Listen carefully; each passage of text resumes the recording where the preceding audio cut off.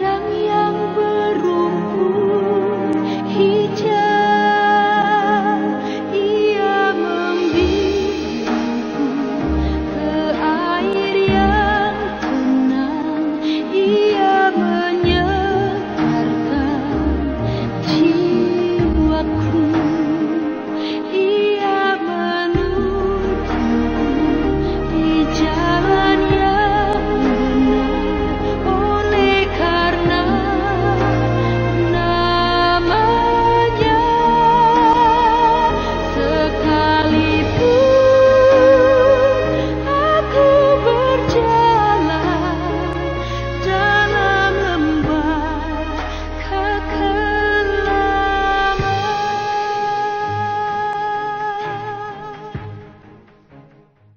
Shalom, kekasih-kekasih Kristus. Mari kita bersama-sama untuk melihat kebenaran firman Tuhan yang akan saya sampaikan. Biarlah kiranya Tuhan memberkati kita semua. Saudara yang Tuhan kasihi, realita yang ada di dalam kehidupan di dunia, kerap kali timbul satu pertanyaan. Kadangkala kita mendapatkan sesuatu yang berlimpah-limpah.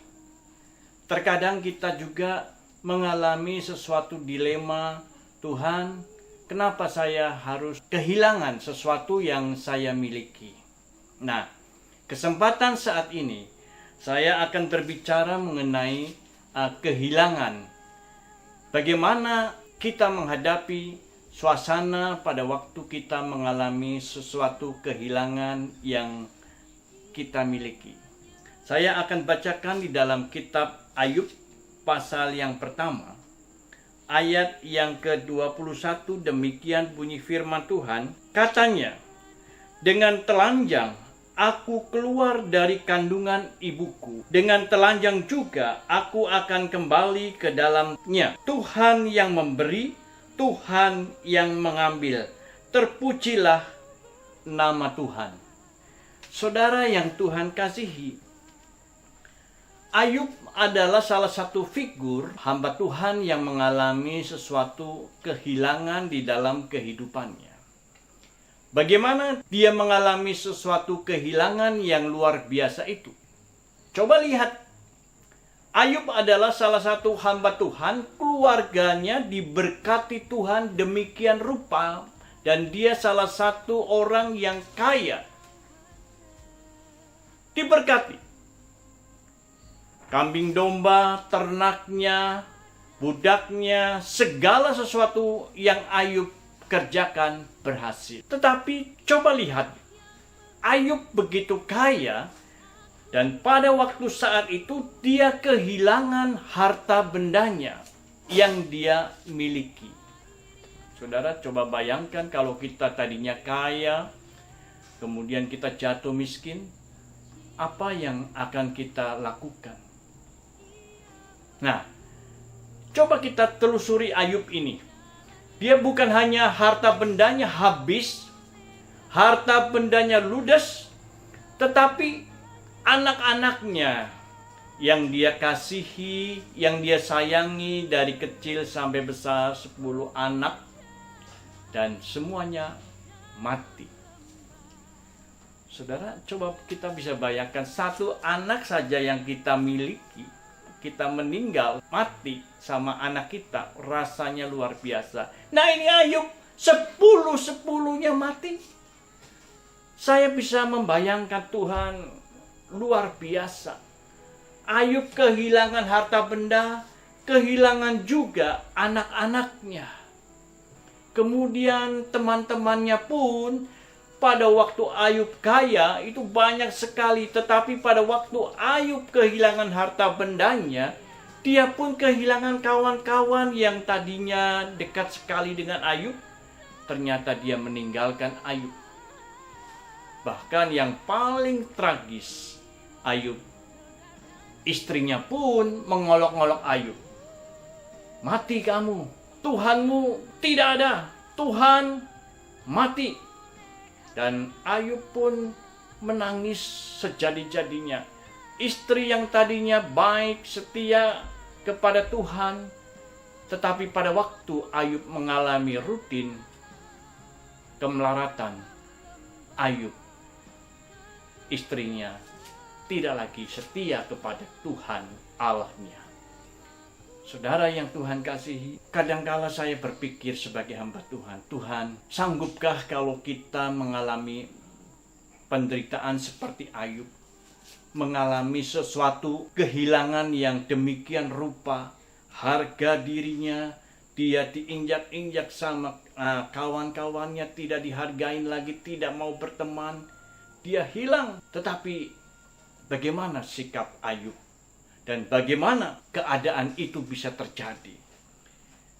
Pertama, saudara, saya bertanya kepada Tuhan, mengapa Tuhan kok peristiwa seperti ini bisa terjadi kepada anak Tuhan, kepada hamba Tuhan, kepada keluarga anak-anak Tuhan? Saudara, saya mempelajari firman Tuhan bahwa ini adalah salah satu ciri daripada manusia. Manusia mempunyai satu ciri di dalam kehidupannya, itu ada suatu kehilangan setiap waktu di dalam kehidupannya, harus ada yang hilang. Kenapa? Secara nggak sadar, saudara, hari lepas hari, berapa sel yang harus mati di dalam tubuh kita. Ya, makanya para dokter, para medis berkata bahwa makan makanan yang bergizi untuk regenerasi sel yang baru. Kehilangan. Jadi ciri manusia adalah ada sesuatu yang hilang di dalam tubuhnya. Kehilangan apa saja, saudara? Seperti contohnya, ya saudara, pada waktu kita mempunyai badan yang kekar pada waktu masih muda, lama-lama bertambah usia, bertambah umur, saudara, kita tidak lagi memiliki badan yang sekekar dulu. Yang dulunya gagah seperti olahragawan, sekarang badannya sudah mulai gontai. Yang dulu cantik, badannya bagus, sekarang mulai pada turun, gerandual. Turun. Kita nggak sadar. Dan ini adalah ciri daripada manusia. Bahwa manusia mengalami sesuatu kehilangan pelan-pelan. Saudara, itu suatu kenyataan yang tidak bisa kita pungkiri. Gigi kita yang tadinya komplit pada waktu masih SMP, SMA, kuliah, tetapi tambah umur, gigi kita mulai pada otek, gigi kita mulai goyah dan mulai tanggal, copot. Saudara, mata kita apa yang hilang, saudara? Ada banyak orang bertanya, mata nggak hilang? Coba perhatikan, ketajaman kita membaca pun kadangkala kita mengalami sesuatu keburaman. Saya pun sekarang sudah mulai dengan kacamata baca. Dulu nggak pernah pakai kacamata, tetapi sekarang harus pakai kacamata. Itu artinya bahwa kita mengalami sesuatu kehilangan ketajaman lensa mata. Saudara yang Tuhan kasihi, artinya bahwa manusia ini adalah manusia yang fana. Kita ini fana, nggak kekal, saudara. Apa yang kita miliki adalah fana. Sebentar itu akan lepas, kehilangan. Kita tidak bisa mempertahankannya. Secara kenyataan, semua manusia sama. Tidak ada yang berbeda. Walaupun kita tegap, kekar, sehat, gagah, ganteng, cantik, itu akan pudar, fana, saudara. Kita tidak bisa memegang akan kegantengan kita. Dulu ganteng, sekarang sudah berusia, sudah mulai tua. Firman Tuhan katakan, tubuh manusia semakin tua, semakin menurun, merosot. Tetapi yang tidak boleh tidak, kerohanian kita harus naik terus dan terus di hadapan Tuhan. Itu yang Tuhan mau. Kemudian yang berikutnya, kalau kita sudah tahu bahwa itu adalah ciri dari manusia, ada suatu kehilangan yang harus kita sadari. Bagaimana kalau kita mengalami hal itu? Cara menghadapinya. Respon yang secara jasmani, terkadang kita menangis, saudara. Kita menjerit, Tuhan, kenapa harus terjadi? Kenapa harus saya yang mengalami suatu kehilangan? Respon yang kita hadapi secara jasmani, kita kecewa. Kita bisa depresi. Kita bisa stres. Bagaimana kita menghadapi sesuatu persoalan di dalam kehidupan kita? Ada sesuatu yang hilang dari tubuh kita. Kita menangis sejadi-jadinya. Makanya ada banyak orang yang mengalami sesuatu kehilangan yang mereka sayangi. Mereka mengalami depresi yang cukup berat. Ada yang sampai depresi dan merepotkan keluarganya dan harus dibawa ke rumah sakit. Saudara, itu secara manusia, tubuh manusia, saya mengerti, saudara. Hal-hal itu yang mengalami sesuatu dilema pemikiran di dalam pemikiran kita. Karena apa? Karena kita merasa kehilangan mobil seandainya contohnya. Mobil yang kita sayangi, kita beli dengan harga mahal, tahu-tahu pada waktu kita parkir mobil kita hilang. Kita nangis, ada yang stres sampai menjadi depresi dan gila. Saudara, kenapa? Karena itu mobil saya. Saya merasa kehilangan dan saya kecewa. Kenapa harus saya yang kehilangan mobil? Rumah yang kita idam-idamkan dimasukin maling. Semua harta benda dikuras oleh maling. Emas kita, TV, LCD, semua harta-harta kita yang ada di rumah, yang tersimpan rapi, semua dibobol oleh maling. Dan kita depresi, saudara. Kita stres. Saudara yang Tuhan kasih, kita punya pacar seandainya. Kita ditinggal pacar. Ditinggal karena meninggal. Atau ditinggal karena dia mengecewakan kita. Kita depresi. Pacar yang kita harap-harapkan sampai ke pelaminan, sampai menjadi rumah tangga yang baik, sampai membina anak-anak nanti. Tetapi sebelum menikah, dia sudah meninggalkan kita. Ya saudara, when I lost, Tuhan, bagaimana ini terjadi? Kita menangis, saudara. Kita bisa menjadi gila. Kenapa? Karena merasa saya sudah memiliki pacar saya sudah memiliki mobil itu, saya sudah memiliki harta benda itu milik saya. Tuhan, kenapa bisa terjadi? Nah, saudara yang Tuhan kasih, hal-hal itulah yang terkadang manusia hadapi. Tetapi solusi yang harus kita hadapi pada waktu kita mengalami kehilangan, secara spiritual, secara firman Tuhan, ya, seperti Ayub berkata, Tuhan yang memberi aku, Tuhanlah yang berhak mengambil itu semua. Tuhan yang memberi kekayaan kepada Ayub, Tuhanlah yang berhak untuk mengambil kekayaan itu.